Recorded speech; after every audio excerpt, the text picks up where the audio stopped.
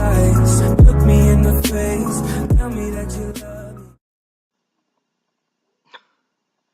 Today we're going to be watching Rescue 911. 911 Christina's call. I don't know what this episode is about at all. Somebody in the comments said I should watch it on my last Rescue 911. Also, shout out to Princess Jarachi. She the one who told me to watch this, so thank you for, telling me to do this. So, thank you.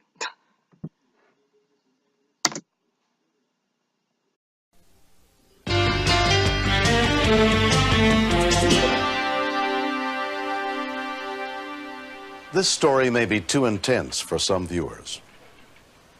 On the night of February 23rd, 1992, dispatcher Marilyn Jameson was on duty at the York County Sheriff's Department in Rock Hill, South Carolina. Her shift had been uneventful until around 7 p.m. when a frightened young woman with a child rushed into the station.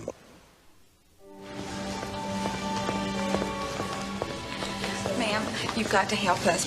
She said, I don't know what to do. My husband is trying to kill me. What's your name? My name is Angela Poole. My husband has been following... Where do you... That's him. Lieutenant! She was in the process of getting a divorce, and he had chased her into the sheriff's office. Broken into my house before. Her husband was behind her, and he was watching her. And he looked very calm. He didn't look upset at all, but she was nervous and shaking. I knew she was telling me the truth. He won't leave us alone. Where do you live? I live out near Catawba. My name is Angela Poole. I didn't recognize the name. Yeah, I mean, I'm sure that you do because I've had trouble with him before. You get a chance to say your part. An officer spoke briefly with Angela's estranged husband. We didn't have anything that covered just simple harassment that we could lock him up for if they didn't commit any other violations of the law, such as trespassing or assault or anything. If they just followed someone, they could do it all they wanted. I did get the officer to escort her home and go in and check out her house and make sure she was all right. But I did know that if I ever heard that address again, that this lady would need help.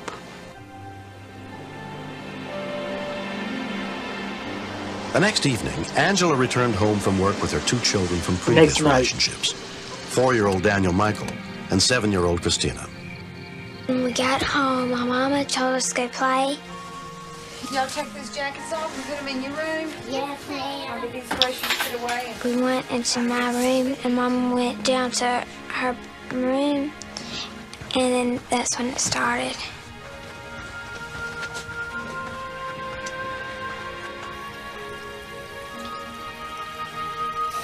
Please don't tell me he's in that house. Shit. First off, I thought that was a boy on the real. You know that was crazy. What are y'all doing? I'm colorful bird. Oh, that looks good. Here, let me fix that for you. Sometimes it's hard to stay in the lines. I just want a little more time Play to with your talk. tracks? 10 minutes. There, that looks better, okay? She's She smart. took and turned the book around, and it said call 911. Please don't say it out What's to loud. talk about? Angela, why are you being like this? I'm not trying to be anyway. I just... Sheriff's office. Hello? Can I help you? There was a child on the phone, and I couldn't make out what she was saying. I asked the 911 operator, where is the call coming from? She's calling from 1210 Station Road. Oh, Lordy. Is it the Poole's residence? Yeah. Okay.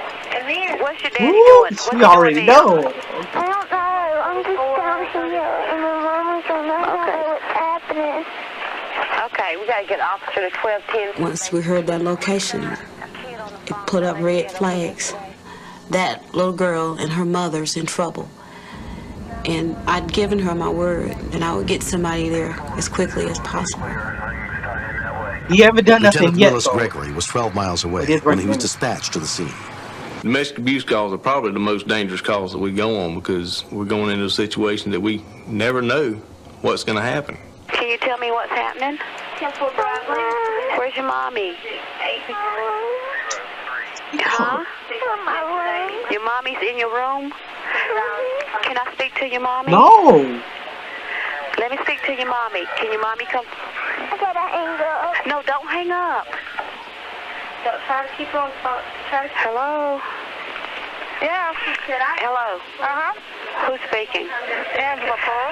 Angela, what's going on? Somebody's going to get killed. This is the sheriff's office. Angela. Uh-huh. What's going on? This is the sheriff's office. Tell me what's going on. She can't. Tell me what's happening. This is the. Of course she can't knows. talk? Yes. Is he there? Uh-huh. Is he harming There you go. No, he's just on the other phone. Is he listening? Of course. Okay. Oh, shit. Okay. Does he have a gun? I hope not. Okay, well, I got an officer on the way. I thought maybe him knowing that we got officers on the way, maybe this would deter him from harming her or the other children. He's speed. Dispatcher Danny Reynolds had also been on duty the night before. I seen her actually talk with her, and knowing she was crying out for help that night made it even harder. It was almost like I really knew her. I just couldn't get him there fast enough. Has he been drinking, Angela? No. He's not letting her talk. She couldn't make a full sentence, so I started asking her things, like she could give me a yes or no answer. He's got you locked in the house? Yeah. Is he gonna let us in? Huh? Okay, they're fighting. Huh? What she saying? Quit. Okay, what's he doing? Standing here in front of me. Has he hit you? No. He has not? No. Oh, shit. Oh. Okay, I'm gonna talk to you till the officer gets there. Hello? Hello? Angela? Okay, I just got disconnected. I wasn't about to give up. Oh. I called 911 back. I said, I need the number back to the domestic I had. It's a bad domestic. Angela? Don't hang up. I didn't. He hung the phone up. Okay, just don't hang the phone up. I gotta talk to you and make sure. Where is he now? I like this photo. Angela? Where is he now? Y'all better be throwing hands in there. Everybody.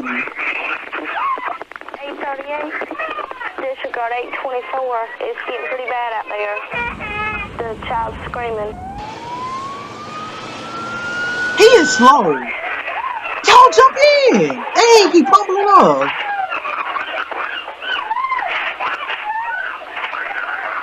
He's beating her now, I bet.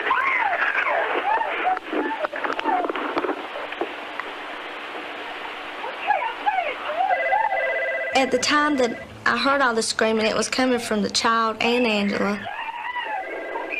I didn't know who was being hurt. I felt like I wanted to come through the phone line real bad. And what was you gonna do?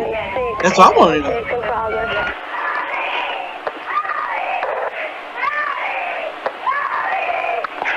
You talk to 1,000 people a week, but then you get that one. It was nothing on the phone but screaming for at least 30 or 60 seconds. Hello? Hello? 30, 60 seconds. Too long. Okay, what did he do to her? He took a knife and beat her with this. Okay, what's he beat her with? A knife. 840, he does have a knife and he's using it. Okay, where did he cut her at? Get an ambulance. I don't know. He's bleeding all over. Okay, tell me where your daddy's at. I don't know. He's left. Did he leave? He left. The subject left the scene. I'm speaking with a small child, the mother. She cannot touch her phone. Stay on the phone with me. Where's your... Please listen to me. What's your name? Christina. Christina, where's your mommy at in the house? I just kept asking her small questions just to keep her calm enough to lead me through it. Can you take the phone to her? No. Okay. We got an ambulance coming, okay? Okay. Are you hurt? No, I got blood on me. Huh? I got blood on my foot. He's got blood on your foot. I'm a shot from home. Okay, but you're okay, right? Right. Me and my brother. You and your brother's there. Okay. She didn't calm down all the way, but she calmed down enough for me to get the information that I needed. It amazed me to know how helpful she was to me and to the officers. Your mommy, is she still laying down? Yes. Okay. Can you go in there and check and see if she's breathing? Okay. Come right back to the phone. Oh, Marilyn, this is horrible. My mom told me that she loved me and that she was gonna die. I said, Mama, you're not gonna die. She's still awake, right? She's still awake. Okay, that's what I need to know. Okay, you're doing a great job. Okay. You're getting your mommy help. You're doing real good. I didn't know Angela's status. I didn't want her moved or anything. So the only thing I could think of to tell her was to go get a wet washcloth and apply it to her mama's head to keep her calm. I mean, I okay. didn't tell the little girl, but deep down I felt that by the time we got there, she would be dead.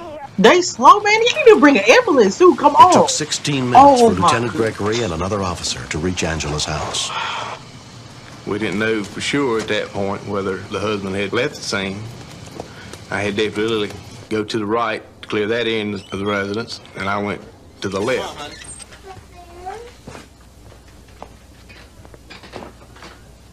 As I entered the bedroom and saw her, the only thing that went through my mind was, oh my God.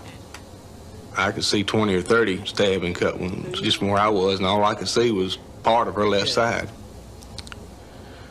I'd never seen anything so bad in my life.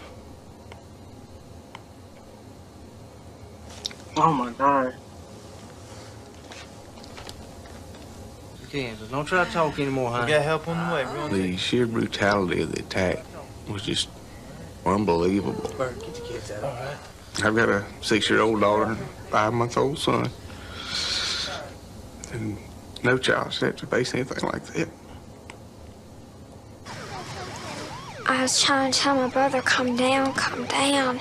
She's gonna be okay, and I was telling myself, I don't know if she's gonna be okay. I'm just trying to tell my brother it's gonna be okay. Within 30 minutes of the attack, a Piedmont Medical Center EMS unit arrived, led by paramedic David Gregory. We couldn't find another place where there wasn't blood coming from. Stay with us, Handsome. She was bleeding so bad that we used every bandage that we had on the truck. The only thing I could think of was the electrodes to check the heart rate. So I used those because they're self-adhesive and they stick. Okay, let's get her on the back board. Oh, it was sweating. Like me. And it was hard to believe this patient, if she did survive, will ever return to normal. That someone could do that to someone, especially if they supposedly loved them. How could he do this? How could he have done this? He need to get stabbed in I his wanna make ass. sure he That's got what he caught. needs to do in jail.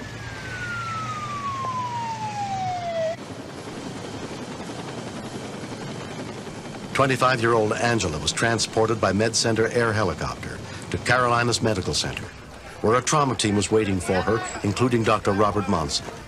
She had a stab wound to her spleen, a stab wound through her diaphragm, injury to her kidney, injury to her colon, injury to her liver. We're going to do a quick lap on her and try to get all the bleeding control, so let's go. We estimated that she had lost about 50% of her blood volume. With the support of her parents and brother, Angela spent 3 weeks recovering in the hospital. She underwent surgery and extensive therapy to regain full use of her hands. When he started stabbing me, I just kept pulling my hands tight and my arms tight together to keep the knife out of my heart. And I'd pray. And I didn't ask God for strength for me. I asked God to let me live to raise my kids. I mean, I'm all they got. If my mom wasn't around, I miss how she took care of me and stuff that she did for me. I don't know what I'll do without her. People asked, and I said, well, didn't your little girl call 911? And I go, yeah, that was my little girl. She's a cool kid. She knows when to calm down and kind of take charge of things. If it wouldn't have been for the little girl helping me and guiding me, I don't know what would have happened. She saved her mama's life that night. After I come home from the hospital, I brought her a gold bracelet, and on the front of it had Christina, and on the back of it had Hero 2/24/92. He's gonna do a long shot. Angela's then husband was subsequently convicted of assault and battery with intent to kill and sentenced to 15 years in prison. That's it? That very year, I mean, mostly because of this incident, South Carolina has enacted what we call a stalking law. If it had been in effect at the time this happened, it may not have happened because he may have already been jailed for repeatedly following her around. Hi, my name is Angela Jackson. Used to be Angela Poole, and I made it. I got divorced and almost didn't make it, but I'm here. Sorry, Ms. Jackson, I've you have to talked go through all of that. church groups. I've talked to young girls, to college students, and let them know, give them danger signs, to give them patterns. And when he abuses, She didn't break then down. you She hear, used to I'm sorry, I won't do it again. Don't keep it to yourself. Let somebody know. There's organizations, there's social workers, there's victim advocates programs in every sheriff's office that will assist you. It's not a low priority anymore. And I do not have to take this.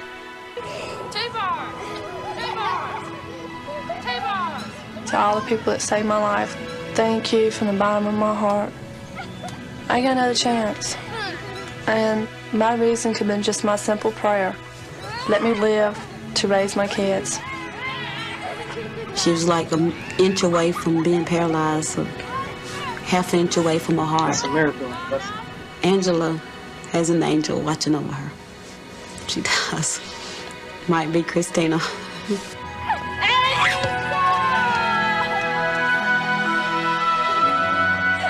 For information about domestic violence, call 1-800-FYI-CALL.